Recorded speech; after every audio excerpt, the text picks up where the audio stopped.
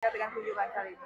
Ya, kunjungan kali ini terkait dengan pengawasan ya, karena Gubernur dan DPRD sepakat bagaimana pembangunan di Jawa Barat berjalan dengan baik. Kita kan tahun ini fokus bagaimana melakukan rehabilitasi sekolah-sekolah, dari mulai pembangunan rehabilitasi ruang kelas baru, membangun unit sekolah baru, termasuk juga sekolah yang terkena bencana. Nah, di SMA 1 Negeri Bongas ini terjadi kan bencana ya, yang dulu mungkin tanahnya labil karena dari sawah diuruk, mungkin belum padat, belum stabil, lalu dibangun dengan konstruksi yang tidak disesuaikan, maka 10 tahun itu akhirnya retak-retak dan ngeri sekali lah pada saat itu.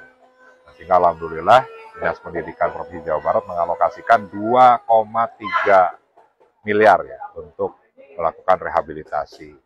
Nah, alhamdulillah kemarin ada beberapa teman-teman media yang membuat pemberitaan terkait dengan proses pembangunan, yang informasinya ada spek yang tidak sesuai, lalu ada terkait dengan safety, terkait dengan gaji. Nah, makanya hari ini saya ingin pastikan terkait dengan proses pembangunan itu berjalan dengan baik. Kalaupun ada yang tidak baik, ada konsultan pengawas, ada dinas pendidikan, ada inspektorat, ada kepolisian, ada kejaksaan, ada KPK.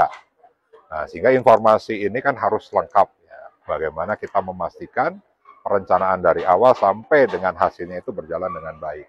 Nah, itulah fungsi DPRD. Nah, dari kami sudah sepakat dengan Gubernur. Gubernur juga banyak melakukan sidak di mana-mana. Nah, sehingga kita pastikan bahwa seluruh pembangunan di Jawa Barat itu berjalan dengan baik, dengan kualitas yang baik. Nah, sehingga ya ke depan mudah-mudahan kita sudah bisa merencanakan tahun ini fokusnya apa, tahun depan apa. Nah, sehingga ke depan mudah-mudahan kita sudah mulai berpikir kembali untuk bisa membantu misalnya sekolah-sekolah lain, apalagi yang swasta. Yang tahun ini pun tidak ada bantuan kepada swasta kan. Ya kendala-kendalanya mungkin ya yang sekarang misalnya dari mulai proses lelang. Kita ingin pastikan bahwa proses lelang itu berjalan dengan baik. Ada kompetisi yang berjalan. Karena dengan lelang anggaran yang efisien, ya, maka bukan hanya dari sisi kualitas pekerjaan itu, tapi juga kita bisa melakukan penghematan. Dan penghematan itu sangat penting di saat kondisi keuangan Jawa Barat juga tidak baik-baik saja dengan pemotongan apa segala macam. Nah, yang kedua, misalnya dari sisi kualitas pekerjaan. Maka kan banyak kan kontraktor yang bagus, kontraktor yang jelek, ya kan?